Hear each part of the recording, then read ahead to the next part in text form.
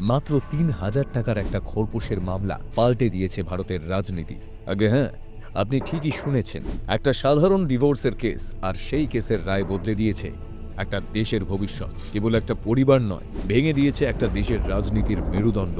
না, এটা কোনো সাধারণ মামলা নয়। এই মামলার রায় থেকেই জন্ম নিয়েছে রাম মন্দির ইস্যু, তারপর সেই আগুন ছড়িয়ে পড়ে বাবরি মসজিদ, গুজরাট দাঙ্গা, এমনকি মুম্বাইয়ের আন্ডারওয়ার্ল্ডের উত্থান পর্যন্ত। আগে হ্যাঁ, এই মামলা না হলে হয়তো রাম মন্দির কখনো তৈরিও হতো না, হয়তো বিজেপি আজ ক্ষমতায় থাকতো না, হয়তো ভারতের রাজনীতি আজ অন্যরকম হতো। মামলার নাম শাহবানু বেগম ভার্সেস মোহাম্মদ আহমেদ খান। আপনি হয়তো নামটা শুনেছেন, কিন্তু জানেন না আদালতের সেই চার দেওয়ালের ভিতরে ঠিক কি ঘটেছিল। কিভাবে একটি ডিভোর্সের মামলা কংগ্রেসের সরকার ফেলে দিল, কিভাবে সেই রায় বিজেপিকে দিল ইতিহাসের সবচেয়ে বড় সুযোগ, আর কিভাবেই বা সেই পথ ধরে জন্ম নিল রাম মন্দির আন্দোলন। পুরোটা জানতে হলে এক সেকেন্ডও স্কিপ না করে এই ভিডিওটা শেষ পর্যন্ত মন দিয়ে দেখুন। মধ্যপ্রদেশের ইন্দোরের এক সাধারণ পরিবারের জন্ম শাহবানুর। এক সাদামাটা ঘরোয়া মুসলিম মেয়ে। মাত্র ১৬ বছর বয়সেই বিয়ে হয়ে যায় তার। স্বামী মোহাম্মদ আহমেদ খান, ইন্দোরের নামী উকিল, সমাজে সম্মানিত একজন মানুষ। আর শাহবানু, শিক্ষাও নেই, বড় স্বপ্নও নেই। স্বামী, সন্তান আর রান্নাঘরটাই ছিল তার পুরো পৃথিবী। বিয়ের পর একে একে ৫ সন্তানের মা হলেন তিনি। জীবনটা খুব বেহিসেবি না হলেও সুখের ছিল, কিন্তু ১৯৪৬ সালে সব উলটপালট হয়ে গেল। আহমেদ খান দ্বিতীয় বিয়ে করলেন। মুসলিম পার্সোনাল ল অনুযায়ী ৪টি বিয়ে বৈধ, তাই শাহবানুর কোনো মতামত গুরুত্ব পেল না। চোখের জল লুকিয়ে, অভিমান গিলে সতীনকে ঘরে নিয়েই চুপচাপ সংসার করতে থাকলেন তিনি। দিনের পর দিন, বছরের পর বছর, এভাবেই কেটে গেল ৪টে দশক, পুরো ৪০ বছর।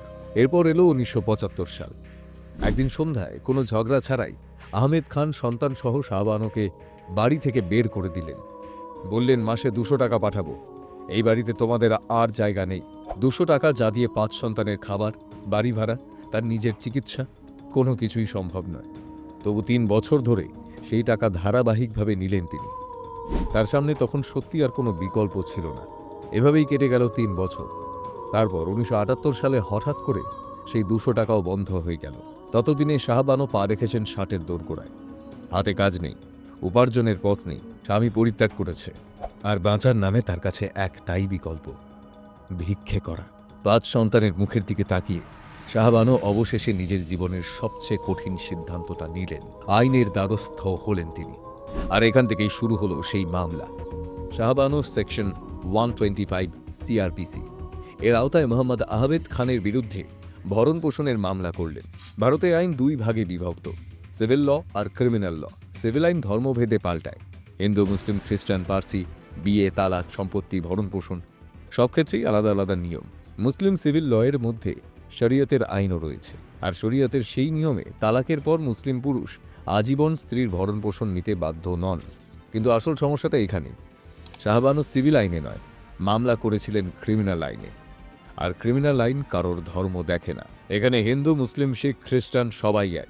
সেকশন 125 সিআরপিসিতে স্ত্রীর ভরণ পোষণ না দিলে সেটা অপরাধ।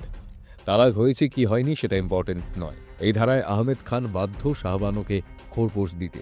এদিকে যখন মামলা চলছে, তখনই ঘটে গেল সেই ঘটনা যেটা শাহবানুর জীবন পুরো উল্টে দিল। ১৯৭৮ সালের একদিন একেবারে ঠান্ডা মাথায় আহমেদ খান শুধু ৩টে শব্দ বলল, তালাক, তালাক, তালাক। ৩ সেকেন্ড, ৩টি শব্দ, আর সঙ্গে সঙ্গে শেষ হয়ে গেল শাহবানুর ৪০ বছরের দাম্পত্য। সেই সময় ভারতে তখন ৩ তালাক ছিল পুরোপুরি বৈধ। স্বামীর মুখ থেকে ৩ বার উচ্চারণ হলেই স্বামী আর স্ত্রী আইনের চোখে অচেনা দুটি মানুষ। শাহবানুর মাথায় তখন আক্ষরিক অর্থে আকাশ ভেঙে পড়ল। তখন তার বয়স ৬২। জীবনের শেষ প্রান্তে এসে ৫ সন্তান সহ রীতিমতো রাস্তায় দাঁড়াতে হলো তাকে। আর আহমেদ খান কোনো দায়িত্ব নিল না, শুধু ইসলামী রীতি অনুযায়ী মেহের আর ইদ্দাত দিয়ে বাড়ি থেকে তাড়িয়ে দিল শাহবানুকে। কিন্তু এই মেহের আর ইদ্দাত কি? মুসলিম পার্সোনাল আইনে বিয়ের সময় বরপক্ষ যে অর্থ বা সম্পদ কনেপক্ষকে দেয় তাকে বলা হয় মেহের। এটা এক ধরনের নিরাপত্তা, এক ধরনের প্রতিশ্রুতি। তালাকের সময় যে পক্ষ তালাক দেয় সেই পক্ষ সেই মেহের পরিশোধ করতে বাধ্য। শাহবানুর ক্ষেত্রে আহমেদ খান তালাক দিয়েছিল, এই আইন মেনে আহমেদ শাহবানুর হাতে তুলে দিল মাত্র ৩,০০০ টাকা। আগে হ্যাঁ, ঠিকই শুনেছেন, ৪০ বছরের সংসার, ৫টা সন্তানের জন্ম, এত অপমান, কষ্ট, ত্যাগ, সব মিলিয়ে শাহবানোর মূল্য দাঁড়ালো মাত্র ৩,০০০ টাকা। এবার এই ইদ্দতটা কি? অনেকেই ভাবেন ইদ্দত মানেই খোরপোশ, কিন্তু ইদ্দত খোরপোশের মতো হলেও সারা জীবনের জন্য নয়। ইদ্দত মাত্র ৩ মাসের খোরপোশ। ৩ মাস পর স্বামীর আর কোনো দায় থাকে না, না স্ত্রীর ভবিষ্যৎ, না সন্তানদের শিক্ষার খরচ, না আশ্রয়ের নিশ্চয়তা, না স্বামীর সম্পত্তি বা টাকার উপর কোনো অধিকার, কিছুই না, শুধুমাত্র 3 মাস। তারপর কেউ চাইলেই অন্য কাউকে বিয়ে করতে পারে। তখন এটাই নিয়ম ছিল। আহমেদ খানও এই আইনটি ব্যবহার করল। শাহবানোকে মাসে 200 টাকা দিল, শুধুই সেই 3 মাসের ইদ্দাতের জন্য। তারপর 1 টাকাও নয়। তখন শাহবানোর বয়স 62। এই বয়সে 5 সন্তানকে নিয়ে কিভাবে বাকি জীবনটা কাটবে, কোথায় যাবে, কি খাবে, এই প্রশ্নটাই তাকে ঠেলে দিল আদালতের দরজায়। শাহবানোর জায়গায় অন্য কোনো মহিলা থাকলে হয়তো মাথা নিচু করে নিয়তির কাছে হার মেনে নিত, কিন্তু না, শাহবানো হার মানেননি। তিনি প্রথমেই মুসলিম পার্সোনাল ল বোর্ডকে চ্যালেঞ্জ করলেন আর বললেন, আমি প্রথমে একজন ভারতীয়, তারপর একজন মুসলিম। মুসলিম পার্সোনাল ল বোর্ড নয়, আমার বিচার করবে সুপ্রিম কোর্ট। এই এক সিদ্ধান্ত ধর্ম, রাজনীতি, সমাজ সব কিছুর ভিত নাড়িয়ে দিল। আর এখান থেকে জন্ম নিল এক আন্দোলন, এক বিতর্ক, আর ভারতের ইতিহাসের এক নতুন অধ্যায়। 1979 সালে ম্যাজিস্ট্রেট কোর্ট রায় ঘোষণা করল শাহবানোর পক্ষে। এটাই ছিল তার প্রথম জয়। কিন্তু আহমেদ খান থেমে থাকার মানুষ ছিলেন না। তিনি সিআরপিসি 125-এর বাধ্যতামূলক খোরপোশ আইনকে ধারা 127 দিয়ে কাউন্টার করে আইনকে আইন দিয়ে কাটার চেষ্টা করলেন। সিআরপিসি 125 ধারায় লেখা আছে, কিছু নির্দিষ্ট পরিস্থিতিতে স্ত্রী স্বামীকে মেইনটেনেন্স দিতে বাধ্য করতে পারে না। আহমেদ খানের দাবি ছিল, তালাকের পর ইসলাম ভরণ পোষণ দিতে বলে না, তাই 125 আমার ক্ষেত্রে প্রযোজ্য নয়। কিন্তু আদালতে তার সওয়াল ধোপে টিকল না। ম্যাজিস্ট্রেট কোর্ট নির্দেশ দিল, শাহবানোকে মাসে 25 টাকা করে মেইনটেনেন্স দিতে হবে। একটা পরিবারের 6 জন মানুষের পেট কি 25 টাকায় চলতে পারে? অবশ্যই না। তাই আবার আপিল করা হলো। এবার রায় দিল মধ্যপ্রদেশ হাইকোর্ট। ভরণ পোষণের অঙ্ক বেড়ে মাসে হলো 180 টাকা। আর এইখান থেকেই শুরু হলো আসল খেলা। এই রায়কে ইসলাম বিরোধী, শরিয়তের বিরুদ্ধে বলে চ্যালেঞ্জ করলেন আহমেদ খান, তাও আবার সরাসরি সুপ্রিম কোর্টে। কারণ শরিয়ত বা মুসলিম পার্সোনাল লয়ে তালাকের পর স্ত্রীকে আজীবন খোরপোশ দেওয়ার কোনো বিধান নেই। আর এই যুক্তিতেই তিনি পুরো মামলাকে ধর্ম বনাম আইনের লড়াইয়ে টেনে আনলেন। আর এখান থেকেই এটা আর কোনো সাধারণ ডিভোর্স মামলা রইল না, এটা হয়ে গেল ভারতের ইতিহাসের সবচেয়ে বিস্ফোরক দ্বন্দ্ব, ধর্ম বনাম আইন, সংবিধান বনাম শরিয়তে। শাহবানোর লড়াই এবার শুধু নিজের বাঁচার লড়াই নয়, এটা হয়ে গেল পুরো দেশের বিবেকের পরীক্ষা। শুরু হলো ধর্মের লড়াই। 3রা ফেব্রুয়ারি 1981 সুপ্রিম কোর্টে মামলার শুনানি শুরু হলো। বিচারপতি মুর্তাজা ফজল আলী আর এস বরদরাজনের বেঞ্চে প্রথমে মামলাটা উঠল। কিন্তু কয়েকদিনের মধ্যেই বিচারপতিরা বুঝে গেলেন, এটা কোনো সাধারণ ডিভোর্স মামলা নয়। এই মামলার রায় অচিরেই দেশের ভবিষ্যৎ বদলে দিতে পারে। তাই মামলাটা সরাসরি পাঠানো হলো 5 বিচারকের বড় বেঞ্চে। ওই বেঞ্চেই ছিলেন সেই সময়ের প্রধান বিচারপতি ওয়াই চন্দ্রচূড়। মামলায় যোগ দিল মুসলিম পার্সোনাল ল বোর্ড থেকে শুরু করে জামায়াতে উলেমাও। ধীরে ধীরে একটা পারিবারিক মামলা জাতীয় বিতর্কে পরিণত হয়ে গেল। ধর্ম, সমাজ, রাজনীতি সব একসঙ্গে এসে দাঁড়ালো আদালতের দরজায়। তারপর এভাবেই কেটে গেল 4 বছর। 4 বছর ধরে তর্ক বিতর্ক, কোর্টের তারিখ, কাগজপত্র, আর দেশের নানান প্রান্তে এই মামলা নিয়ে উত্তেজনা বাড়তেই থাকল। অবশেষে 1985 সালে সুপ্রিম কোর্ট এই মামলার রায় ঘোষণা করল।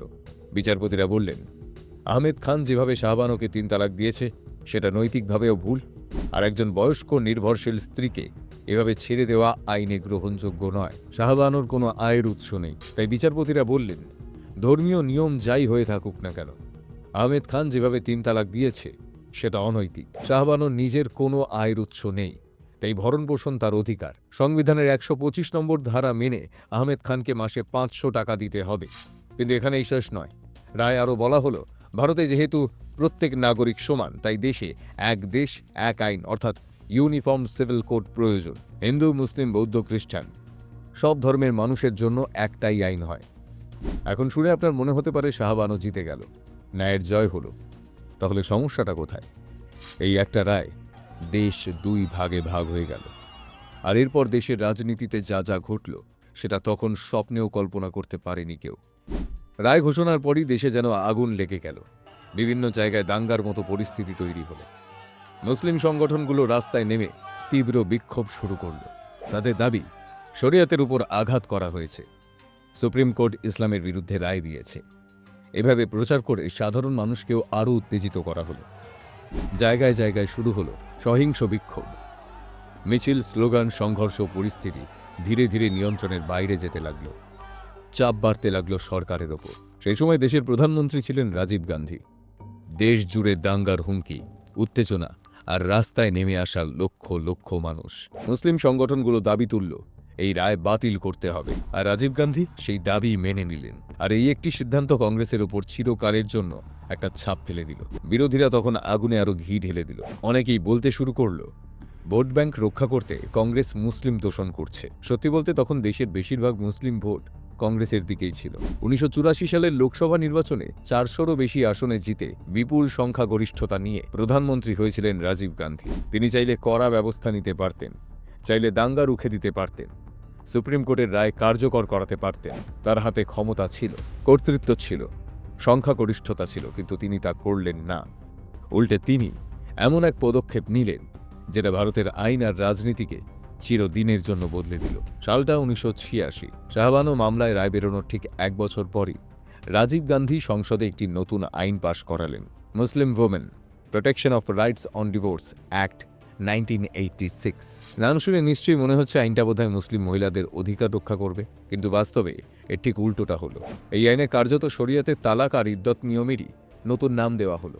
এই আইনে স্পষ্ট বলা হলো তালাকের পর মুসলিম পুরুষরা শুধু ইদ্দত পর্যন্ত, মানে 3 মাস, স্ত্রীকে খোরপোশ দেবে। তারপর সেই নারীর দায়িত্ব নেবে তার নিজের পরিবার, আর যদি পরিবারও না নিতে চায় তাহলে তার দায়িত্ব নেবে ওয়াকফ বোর্ড।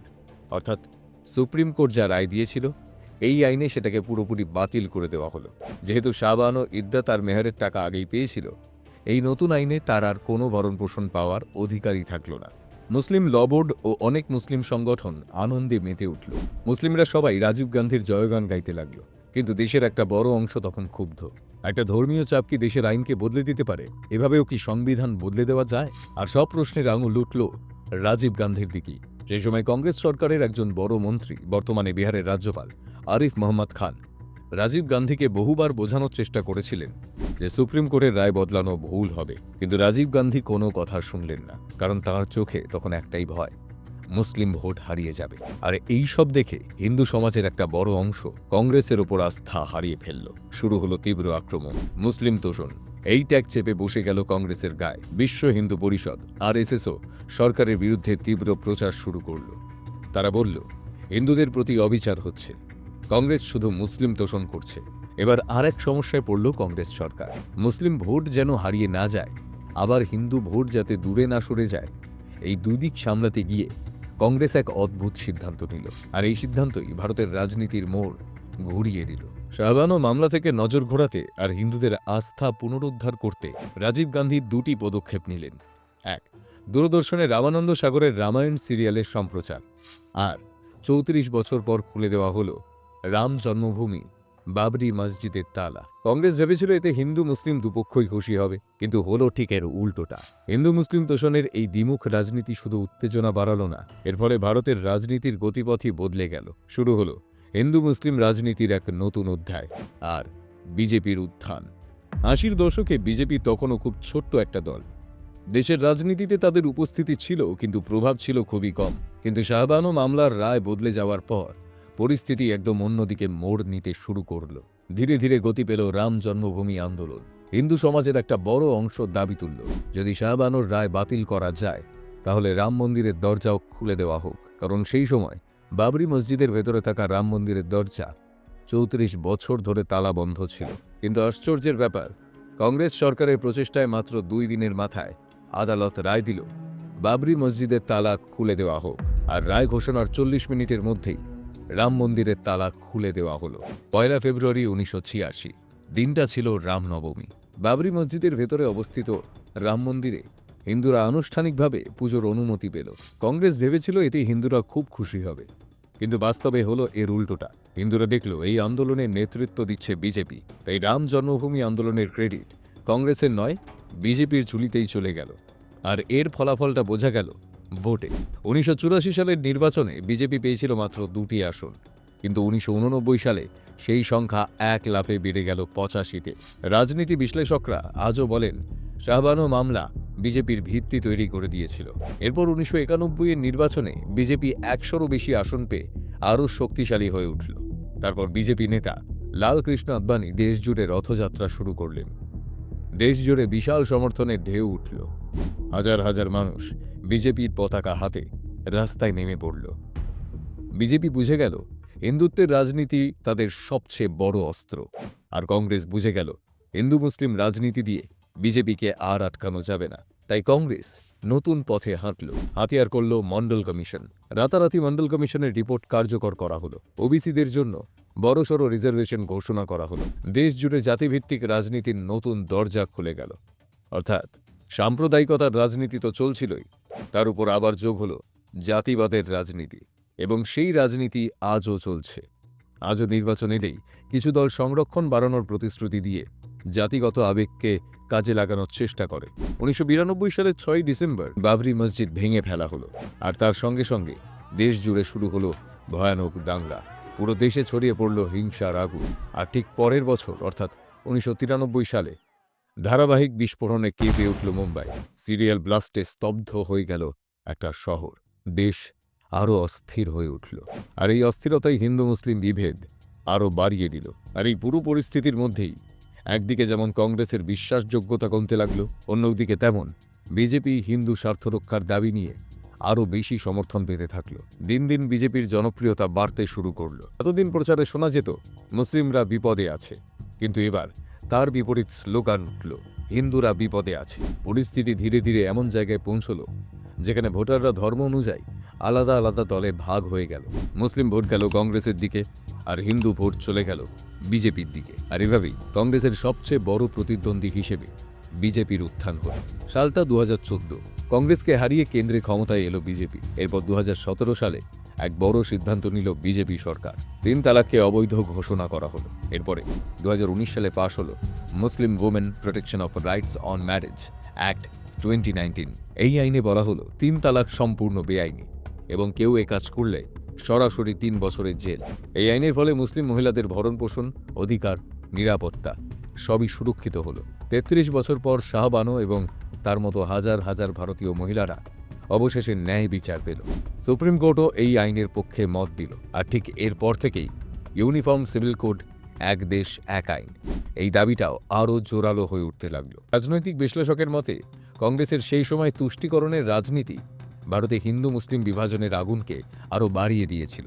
সেদিন যদি মুসলিম সংগঠনগুলোর চাপে রাজীব গান্ধী সুপ্রিম কোর্টের রায় বদলে না দিতেন, যদি হিন্দুদের খুশি করতে বাবরি মসজিদের তালা না খুলে দিতেন, তাহলে হয়তো আজকে রাম জন্মভূমি বিতর্কের এত বড় রূপই তৈরি হতো না। হয়তো 1992 সালে বাবরি মসজিদও ভাঙা হতো না, হয়তো রাম মন্দিরও গড়ে উঠত না। একদিকে ধর্মের রাজনীতি, অন্যদিকে 1985 সাল থেকে শুরু হওয়া কাস্ট সিস্টেম আর রিজার্ভেশন ঘিরে রাজনীতি, সব মিলিয়ে ভারত ধীরে ধীরে দুটি বড় ভিন্ন মতাদর্শে ভাগ হয়ে গেল। একজন মুসলিম মহিলার অধিকারের লড়াই থেকে শুরু হওয়া একটি সাধারণ মামলা সময়ের সঙ্গে সঙ্গে ভারতে হিন্দু মুসলিম বিভাজনের ভিত্তি গড়ে তুলল। রাজনৈতিক দলগুলো সে বিভাজনকে নিজস্ব সুবিধে মতো ব্যবহার করে নিল। এই শাহবানোর মামলা নিয়ে তৈরি হয়েছে একটি সিনেমা, হক। ইমরান হাশমি আর ইয়ামি গৌতম অভিনীত এই ছবিটিকে ঘিরে রাজনৈতিক উত্তেজনা আবার মাথা তুলেছে, কারণ আজও ইউনিফর্ম সিভিল কোডের দাবি পুরনো হয়ে যায়নি, বরং সময়ের সঙ্গে সঙ্গে তারও প্রাসঙ্গিক হয়ে উঠছে। তাই আবারও প্রশ্ন উঠছে, ভারতে কি এক দেশ এক আইন হওয়া উচিত? জাতি ধর্ম নির্বিশেষে সবার জন্য কি একই নিয়ম করা উচিত? আপনি কি মনে করেন? আপনি কি ইউনিফর্ম সিভিল কোডের পক্ষে নাকি বিপক্ষে? আপনার মতামত কমেন্টে লিখে জানান। আর এই ভিডিওটি যদি আপনার ইনফরমেটিভ লাগে তাহলে আমাদের হোয়াটসঅ্যাপ আর টেলিগ্রাম চ্যানেলটা জয়েন করে রাখুন। নতুন ভিডিও এলে আপনাকে মেসেজ করে জানিয়ে দেওয়া হবে। লিংক ভিডিও ডেসক্রিপশনে দেওয়া আছে। তাহলে দেখা হচ্ছে পরের ভিডিওতে। ততক্ষণ ভালো থাকবেন, সুস্থ থাকবেন। নমস্কার।